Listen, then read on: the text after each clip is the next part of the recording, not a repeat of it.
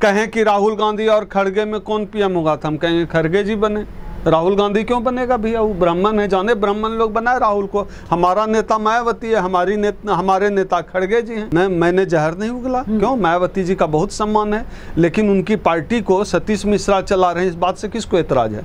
आरक्षण के सवाल पर मायावती चुप है, इस बात से किसको एतराज है। सवर्ण आरक्षण का मायावती ने समर्थन किया, इस बात से किसको एतराज है। इस बात से किसको एतराज है कि नई संसद भवन के उद्घाटन में वो जो है सावरकर की जयंती के दिन हुआ, मायावती जी समर्थन कर रही थी, इस बात से किसको। मैं तो फैक्ट रख रहा हूं। समाज को उनके मुकाबले तो खड़गे जी ठीक है, मायावती जी के मुकाबले इन दोनों में चुनना पड़े तो मैं खड़गे जी के साथ हूं।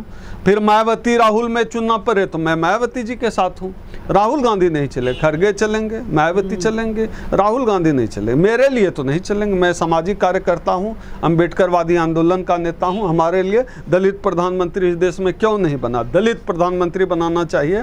तो दलित प्रधानमंत्री का आज की तारीख में सबसे बड़ा चेहरा खड़गे हैं, विचारधारा से लैस व्यक्ति हैं, अम्बेडकरवादी हैं, बौद्धिस्ट हैं, उनके अंदर विचारधारा है। किसने नहीं सुना खड़गे जी जब पार्लियामेंट में शेर की तरह गरजते हैं, हाँ हम मूल निवासी हैं। किसकी औकात है ये बोलने की। मायावती नहीं बोल पाई आज तक। बाहर जाओ तुम ब्राह्मण हो, विदेशी हो, इस्तीफा दे दिया था। नहीं, विदेशी ब्राह्मण हो, बाहर जाओ, बोलने की हिम्मत किसको थी। ये खड़गे जी ने कहा, समाज के लिए इस्तीफा दिया और ब्राह्मण सवर्ण आरक्षण का समर्थन कर रहे हैं। देखिए, बहुजन समाज पार्टी का तो स्पष्ट है, वो भारतीय जनता पार्टी के लिए काम करती है, सीधी सी बात है, सीधा स्पष्ट दिखता है। भारतीय जनता पार्टी नई संसद भवन का उद्घाटन सावरकर के जन्मदिन पे करती है तो मायावती उनका समर्थन करती है। पूरे देश का जो बहुजन समाज है वो लगातार जो है मांग कर रहा था कि नई संसद भवन का नाम बाबा साहब डॉक्टर अंबेडकर के नाम पे होना चाहिए। तो जो है उस मांग पर मायावती ने एक ट्वीट तक नहीं किया कि नई संसद भवन का नाम बाबा साहब डॉक्टर अंबेडकर के नाम पर होना चाहिए। मायावती जी ने एक ट्वीट नहीं किया। आरक्षण के सवाल पर, निजीकरण के सवाल पर हम जैसे लोग जो सामाजिक कार्यकर्ता हैं, सामाजिक संगठन चलाने वाले लोग हैं, लगातार जबकि हमारे पास कुछ नहीं है, तब हम जैसे लोग बोल रहे हैं, लिख रहे हैं, सड़क पर लड़ रहे हैं, मुद्दे उठा रहे हैं। हमारे पास संसाधन नहीं है, हमारे पास पोस्टर, बैनर, पर्चा छपाने का पैसा नहीं होता है। बावजूद इसके हम लड़ाई लड़ रहे हैं, हम एफआईआर झेल रहे हैं, हम मुकदमे झेल रहे हैं, समाज को आवाज़ उठा रहे हैं। मायावती जी को क्या दिक्कत है, अब क्या डर है। मायावती जी क्यों बीजेपी की भाषा बोल रहे हैं, क्यों बोल रहे हैं। मायावती जी से कोई दिक्कत नहीं। मायावती जी हमारी बड़ी बहन है, हमारे समाज की नेता हैं, उनका हम सम्मान करते हैं। लेकिन क्या नेता हमारे समाज का सम्मान कर रहा है। नेता एक दलित महिला को नहीं पचा पा रहे हैं। नहीं, हम खुद ही उसी समाज से, तो हम क्या पचाएंगे ना पचाएंगे। ये तो ब्राह्मणों के लिए, हम लोग क्या, हमारी तो बहन है। सम्मान की बात है कि इतनी बार मुख्यमंत्री रही, लेकिन समाज को जो मिलना चाहिए था वो नहीं मिला। सोच कर देखिए, मायावती जी ने बहुजन से शुरू किया, मान्यवर कांसीराम साहब बहुजन देकर गए, बहुजन से हुआ सर्वजन, सर्वजन से इस विधानसभा चुनाव में ब्राह्मण सम्मेलन करा दिया।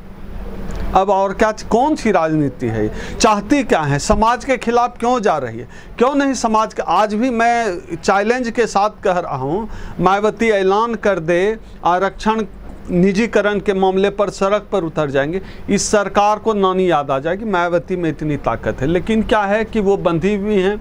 सतीश मिश्रा जो है वो चलाता है, पार्टी चलाता है, और मायावती जी के सारे फैसले सतीश मिश्रा जी जाहिर है लेते होंगे, तभी तो ब्राह्मण सम्मेलन बहुजन समाज पार्टी करा रही है।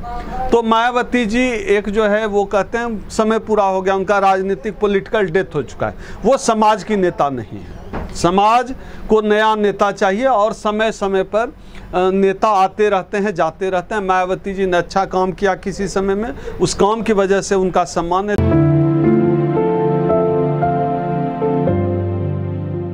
विपक्ष जिस तरह से एक मंच पे आने की कोशिश कर रही है, विपक्षी पार्टियां, ये तो अच्छा संकेत है ना।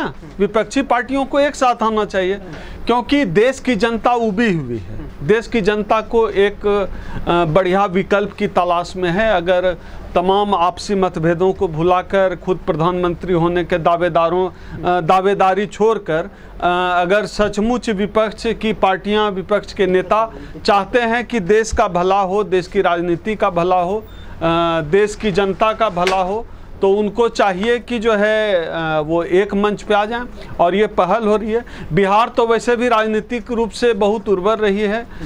बिहार हमेशा से भारतीय राजनीति को दिशा देने वाली जगह रही है, तो अच्छा है बिहार से शुरुआत हो रही है। सुगबुगाहट हर जगह से है, और असल में ये विपक्ष के नेताओं से ज़्यादा जनता में सुगबुगाहट है। जनता परेशान है, जनता बेचैन है। ये राजनीति विपक्ष के राजनीतिक दल न चाहते हुए भी इनको एक मंच पे आना पड़ेगा, क्योंकि अगर ये साथ नहीं आते हैं तो जनता के अंदर जो आक्रोश है वो आक्रोश इनके खिलाफ भी चला जाए। हम पीएम चेहरे की बात हम लोग कैसे कर सकते हैं? मैं बता रहा हूँ, हम भारतीय संविधान हमें सांसद चुनने का हक देता है, प्रधानमंत्री हम नहीं चुनते।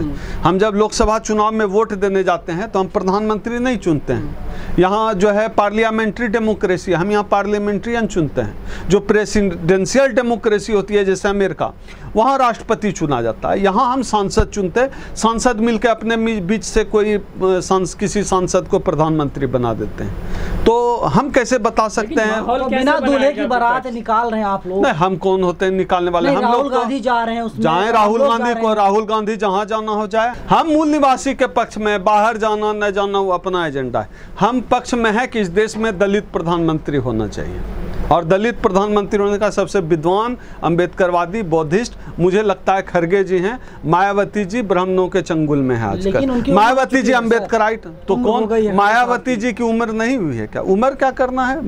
मोदी की उम्र नहीं है क्या? मोदी कौन 16 बरस का लौंडा है? सबकी उम्र तो होती ही है, तो उम्र के साथ परिपक्वता भी आती है। मनमोहन सिंह कोई, हम लोग सड़क पे पान गुमटी पे खाने के लिए कोई लौंडा खोज रहे हैं क्या? देश का प्रधानमंत्री चुन रहे हैं। विद्वता एक समय के बाद एक उम्र के साथ। केजरीवाल कह रहे हैं पढ़ा लिखा होना चाहिए। नहीं, देखिए, पढ़ा लिखा का मतलब डिग्री होल्डर होता है, तो मैं केजरीवाल के साथ नहीं। पढ़ा लिखा का मतलब कि MBBS डिग्री है, PhD डिग्री है। मैं खुद ही PhD डिग्री होल्डर हूँ। उससे क्या होता है? पढ़ा लिखा होने का मतलब समझदार होना चाहिए, मैच्योर होना चाहिए, ज्ञान नॉलेज होना चाहिए। नॉलेज जरूरी नहीं किताब कोई विश्वविद्यालय नॉलेज देगा। वैसे भी आजकल का जो भारत का विश्वविद्यालय है वो कबाड़ खाना है। इस देश में IIT भी कचरा पैदा करता है। लेकिन चौथी पास राजा कहानी सुनाई जा रही है। वो तो ठीक बात है, चौथी पास है ही। चौथी पास कौन बोल दिया? चौथा पास कहाँ कब कर गया वो आदमी? मुझे चौथी पास होने पर भी डाउट है उस आदमी से। इतना भी निरक्षर नहीं। पॉलिटिकल एंटायर साइंस से MA किया है उन्होंने। हाँ, किया होगा, पता नहीं। भारत में तो डिग्री नहीं है एंटायर पॉलिटिकल साइंस। अब दुनिया के और किसी देश में, किसी और ग्रह पर होगा एंटायर पॉलिटिकल साइंस का कोर्स, उन्होंने किया होगा। मैंने PhD तक की पढ़ाई में, मैं देश के तमाम विश्वविद्यालयों में पढ़ने का मुझे मौका मिला है, जाने का मुझे मौका मिला है। मैंने एंटायर पॉलिटिकल साइंस नहीं सुना, और इनका क्लासमेट तो आज तक नहीं मिला। हाँ, मेरे एक दादाजी हैं गांव के, वो बोलते थे चाय बेचने वाली बात मोदी जी की सही है। मेरे गांव में एक दादाजी थे, अब मर गए शायद, पता नहीं, गांव गए बहुत साल। वो बोलते हैं कि एक बार उन्होंने चाय पिया है इनके हाथ से स्टेशन। देखिए क्या है कि एक बहुत पुरानी कहावत है, रोम जल रहा था और नीरो जो शासक था बांसुरी बजा रहा था। वैसे भी इस व्यक्ति को क्या लेना देना है? कोई मरे जिए, इनको सत्ता चाहिए, सियासत चाहिए, चुनाव लड़ने की राजनीति करनी है। चुनाव लड़ना है, चुनाव जीतना है, विधायक खरीदना है, सांसद खरीदना है, सांसदों को डराना है, विधायकों को डराना है, खरीद फरोख्त करना है, ऐसे करके सत्ता में बने रहना। इसके अलावा मरे जिए क्या फर्क पड़ता है भाई? देश बाहर में जाए, इनको कोई फर्क नहीं पड़ता।